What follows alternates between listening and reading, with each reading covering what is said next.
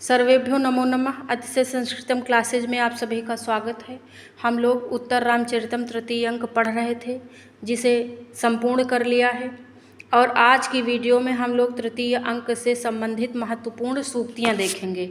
और इसके बाद लास्ट वीडियो में हम लोग कवि से संबंधित महत्वपूर्ण कथन, प्रशस्तियाँ, श्लोक आदि देखेंगे। उसके बाद टीजीटी के सिलेबस में उत्तर रामचरितम से और भवभूत से संबंधित जितना भी मैटर मुझे लगा कि आ सकता है, सारा कंप्लीट हो जाएगा। तो चलिए देखा जाए तृतीय अंक की महत्वपूर्ण सूक्तियाँ। तो पहली है अनिर्भिन्नो गंभीरत्वात् अंतर्गूढ़ घन व्यथा पुटपाक प्रतीकासो रामस्य करुणो रसा।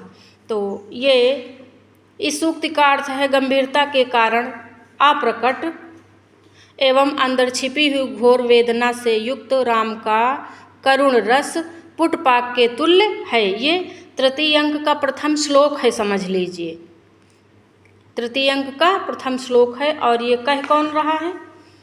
ये मुरला कह रही हैं। किससे कह रही हैं? तमसा से कह रही हैं। और ये भगवती लोपामुद्रा का संदेश है। तो जिसे मुरला को बताना है गोदावरी से। संदेश लोपामुद्रा का है, बताना किससे है? गोदावरी से। और बता किससे रही हैं मुरला? तमसा से बता रही हैं, क्योंकि तमसा बीच में मिल गई हैं। तो इसलिए इसे ये मुरला तमसा से बता रही हैं। तो मुझे उम्मीद है आप लोग समझ गए होंगे ना। कथन तो ये लोपामुद्रा का है, लेकिन इसे बता रही हैं मुरला, सुन रही हैं तमसा। तो आगे चलते हैं। उचितमेव दाक्षिण्यम स्नेहस्य संजीवनोपायस्तु मौलिक एव राम भद्रस्य अद्य सन्निहिताः। तो ये इसका अर्थ है स्नेह की उदारता उचित ही है, किंतु राम भद्र को होश में लाने का मौलिक उपाय आज समीप में ही विद्यमान है। तो ये कथन किसका है? कथन तमसा का है। और इसकी श्रोता कौन है? मुरला हैं। जब मुरला बताई ना अनिर्भिन्नो गंभीरत्वात्, तब तमसा कह रही हैं, क्योंकि तमसा सीता को साथ लाई है ना। तो वही मौलिक उपाय हैं, सीता ही मौलिक उपाय हैं रामभद्र को होश में लाने का। तो ये सूक्ति, ये किसने कहा? उचितमेव हि दाक्षिण्यम स्नेहस्य। ये तमसा कही है। किससे? मुरला से कही है। सूक्ति नंबर 3 पर हम लोग पहुँचते हैं। अव्यग्रस्य पुनरस्य शोक मात्र अद्वितीयस्य पंचवटी प्रवेशो महान अनर्थक इति। इस समय कार्यों में अव्यस्त, अव्यग्र अर्थात अव्यस्त और केवल शोक रूपी साथी से युक्त राम का पंचवटी प्रवेश बहुत ही अनिष्टकारी है। ये कौन कह रहा? मुरला। किससे कह रही हैं? तमसा से ना। तो एक एक सूक्ति पर ध्यान देते हुए चलेंगे, क्योंकि इन्हीं से आएगा और बाहर से नहीं रहेगा। न त्वाम अवन पृष्ठवर्तिनीम अस्मत् प्रभावाद वन देवता विद्रक्षन्ति किमुत मर्त्याः। ये बड़ी इम्पॉर्टेंट सूक्ति है। ये इस सूक्ति की वक्ता जो हैं वो तमसा हैं, लेकिन यह जो कथन है ये भागीरथी का है और श्रोता मुरला हैं। कहने का तात्पर्य है कि इसको भागीरथी ने कहा है और तमसा बता रही हैं। भागीरथी का कथन मुरला से बता रही हैं। और क्या बता रही हैं? कि तुमको इस पृथ्वी पर हमारे प्रभाव से वन देवता भी नहीं देख सकते हैं। किमुत मर्त्याः अर्थात जो इस संसार के लोग हैं उनकी तो बात ही क्या, अर्थात वो तो देख ही नहीं सकते हैं। ठीक, तो आगे चलते हैं हम लोग। एक बात याद रखना कि कथन 2 प्रकार से पूछे जाएंगे। एक पूछा जाएगा इस कथन का वक्ता कौन है, एक पूछा जाएगा यह कथन किसका है। तो अभी ये वाली जो सूक्ति थी इसमें कथन का वक्ता कोई और है, लेकिन कथन किसी दूसरे का। वक्ता तमसा है लेकिन कथन भागीरथी का है। तो इस चीज़ का ध्यान रखना आप लोग ना।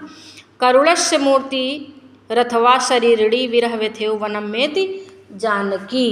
तो ये इस सूक्ति का अर्थ है सीता करुण रस की साक्षात मूर्ति अथवा शरीर धारिणी वियोग व्यथा के तुल्य पंचवटी वन में आ रही है। वनम एति जानकी आ रही है। तो इस सूक्ति का वक्ता कौन है?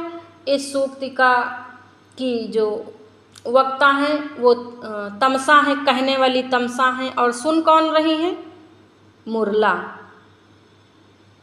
ठीक, सुन रही है मुरला। और ये भी श्लोक का ही अंश है। अब आइए देखते हैं सूक्ति नंबर 6 पर। अपरिस्फुट निक्वाणे कुतस्ते अपि त्वमीदृशी स्तनयितनोर्मयूरीव चकितोत्कंठितम स्थिता। ये भी श्लोक है। और ये श्लोक, इस श्लोक की वक्ता कौन है? तमसा हैं। और ये सीता की स्थिति पर तमसा ऐसा बोल रही हैं, सीता से ही बोल रही हैं। इसका अर्थ है मेघ की अस्पष्ट ध्वनि पर मोरनी के तुल्य तुम कहीं से आए हुए अस्पष्ट शब्द को सुनकर इस प्रकार आश्चर्ययुक्त और उत्कंठित हो गई हो। जब राम का अस्पष्ट स्वर सुनती हैं सीता, तो उस समय की ये बात है, तब तमसा ऐसा बोलती हैं ना। हमने पढ़ा दिया है ना, इसलिए हम थोड़ा स्पीड में चल रहे हैं। ये सारी बातें हमने पढ़ा दी, अगर आप लोग वीडियो देखेंगे तो आपकी समझ में आएगा। तो प्लीज़ वीडियो देखें, तो इससे आपको ज़्यादा अच्छे से क्लियर होगा। फिर अगली सूक्ति है अहम एव एतस्य हृदयम जानामि मम ऐसह। तो इसका अर्थ है कि अहम एव, मैं इनके हृदय को जानती हूँ और यह मेरे हृदय को। कौन? अहम से सीता जी, और एतस्य अर्थात रामस्य। तो यहाँ पर सीता जी कह रही हैं मैं इनके अर्थात राम के हृदय को जानती हूँ और राम मेरे हृदय को जानते हैं। यह तात्पर्य है। कथन सीता का है और तमसा से कथन है। जितना भी कथन सीता का होगा वह सब तमसा से ही होगा, क्योंकि सीता और तमसा साथ साथ हैं वन में। और उधर वासंती का जितना कथन होगा वो राम से होगा, क्योंकि राम और वासंती साथ साथ हैं। तो 8 नंबर पे देखते हैं निष्कारण परित्यागिनो अप्येतस्य दर्शनेन एवं विधेन कीदृशी में हृदयावस्था। ये कौन कह रहा है? ये कथन सीता का है, तमसा से।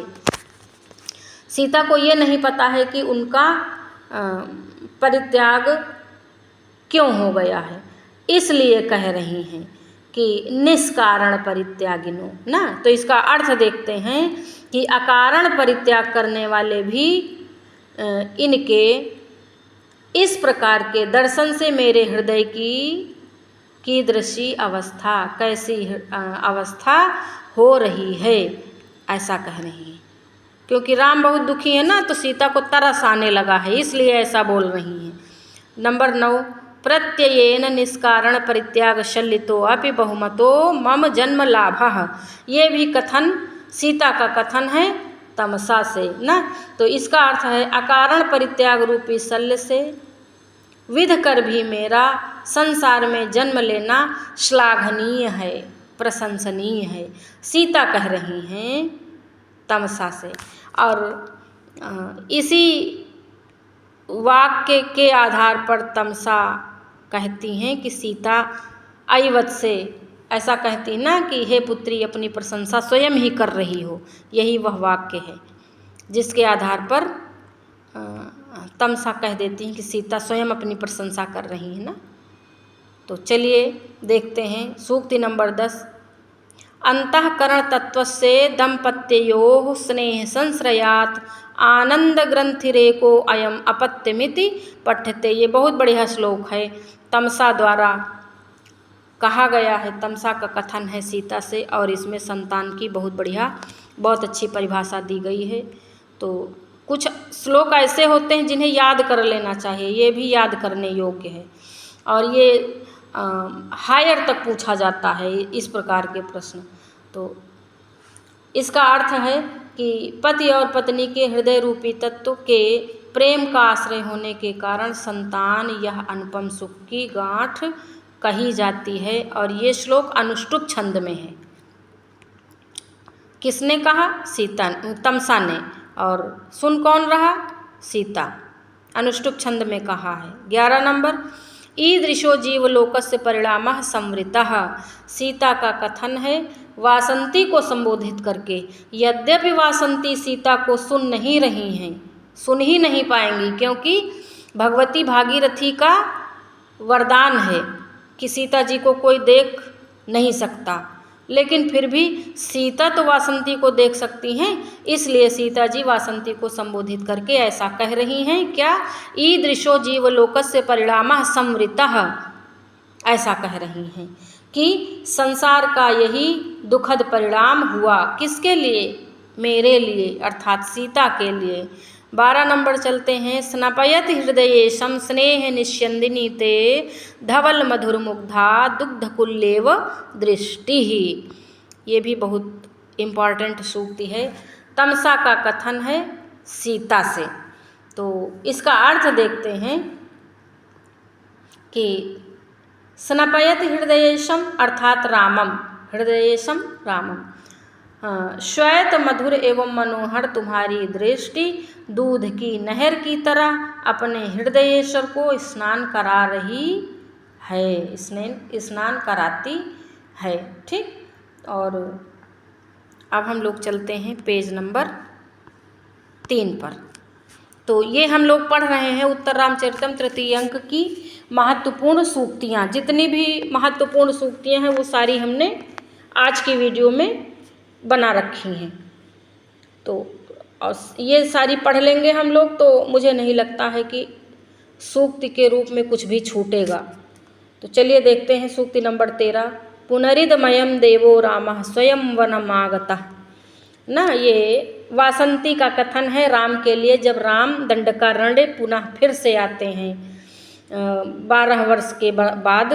तो वासंती राम के स्वागत में वन लता वृक्षों से राम के स्वागत के लिए कहती है ना, ददतु तरवः पुष्पैर्घ्यं फलैश्च मदच्युतः, ऐसा कहती है ना। तो ये उसी श्लोक की ये पंक्ति है। शिखरणी छंद में वो श्लोक है, ददतु तरवः वाला। तो पुनरिदमयम, पुनः देव राम स्वयं वन में आए हैं, इसलिए वृक्ष लताओं पेड़ पौधों राम का स्वागत करिए, ऐसा कहती है ना। 14 नंबर, पूजार्हः सर्वस्य आर्यपुत्रो विशेषतो मम प्रिय सख्याः। पूजार्हः अर्थात पूजनीय हैं, सर्वस्य आर्यपुत्रो, आर्यपुत्र सभी के लिए पूजनीय हैं, विशेषकर मेरी प्रिय सखी के लिए। तो प्रिय सखी से आशय यहाँ पर वासंती से है, और आर्यपुत्र राम। तो ये कह कौन रहा है? सीता का कथन है वासंती को संबोधित करके ना। वासंती राम को कुछ दृश्य दिखा रही हैं, उससे राम और दुखी हो रहे हैं। तो सीता ये सोच रही है कि वासंती राम को आनंदित नहीं कर रही है, वस्तुतः राम को ये दुखी कर रही है। उस बात पे सीता ये बोलती हैं कि पूजार्हः सर्वस्य आर्यपुत्रो विशेषतो मम प्रिय सख्या। आगे चलते हैं हम लोग।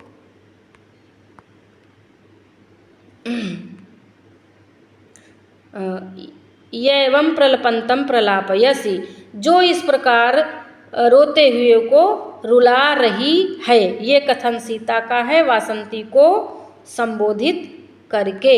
राम बहुत दुखी है ना, तो ये वासंती और ऐसे ऐसे दृश्य दिखा रही हैं कि राम और दुखी हो जाएं। इसलिए सीता कहती हैं कि एवं प्रलपंतम प्रलापयसि, जो अत्यधिक रो रहे हैं उनको और रुला रही हैं, ये कहने का तात्पर्य है। ठीक। आगे चले। आगे है पूरोत्पीडे तटाकस्य परिवाहः प्रतिक्रिया शोक क्षोभे च हृदयं प्रलापैरेव धार्यते।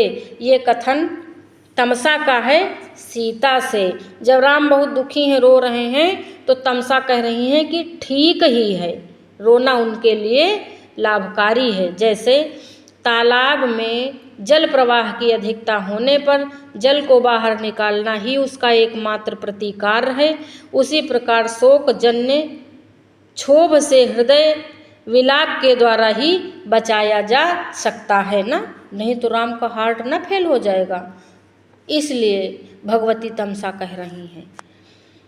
तो भगवती तमसा साइकोलॉजी समझ रही हैं, तो उन्होंने उचित ही कहा है। 17 नंबर, प्रिया शोको जीवम कुसुमम इव घर्मो ग्लपयति। और इसका अर्थ है कि प्रिया शोको अर्थात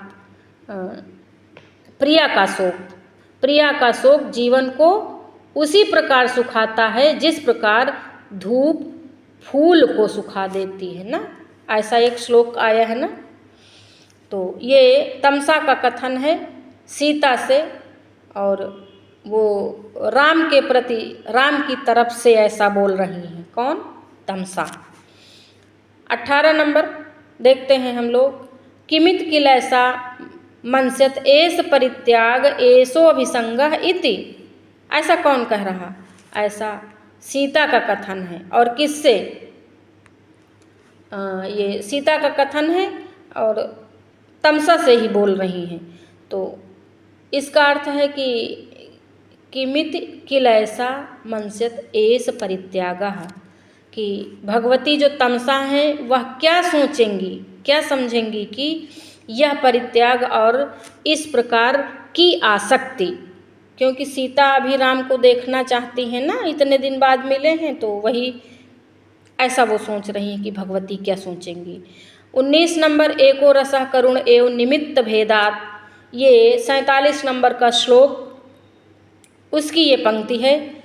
तो ये तमसा का कथन है सीता से, और इसका अर्थ है कि एक करुण रस ही मात्र एक रस है, और वह कारण भेद से, निमित्त अर्थात कारण भेद से भिन्न भिन्न होकर पृथक पृथक परिणामों को प्राप्त कराता हुआ सा प्रतीत होता है, जैसे आवर्त बुद्बुद तरंगमयान विकारान अम्भो यथा सलिलम एव ही तत्समस्तम ना। जैसे जल ही भंवर में होता है, जल ही बुलबुले में होता है, और जल ही तरंग में होता है ना, है तो सब एक ही है ना। तो यहाँ पे जो दिया है कि निमित्त अर्थात कारण भेद से। तो ये थी आज आप लोगों ने देखा, ये उत्तर रामचरितम तृतीय अंक की महत्वपूर्ण सूक्तियाँ हैं, और इन सूक्तियों से बाहर नहीं पूछा जाता है कोई भी वाक्य, कोई भी कथन, कोई भी श्लोक का अंश, इन्हीं से आ जाता है। अगर आप इतना पढ़ लेंगे तो इतना पर्याप्त है। तो 2 बार 3 बार वीडियो को देखें, इससे आपका पक्का भी हो जाएगा। आज हम लोग यहीं तक रखते हैं, और सूक्तियाँ भी आज से समाप्त होती हैं। अगला लास्ट वीडियो बस होगा कवि परिचय और महत्वपूर्ण कवि के ऊपर कथन। उसके बाद उत्तर रामचरितम में जितना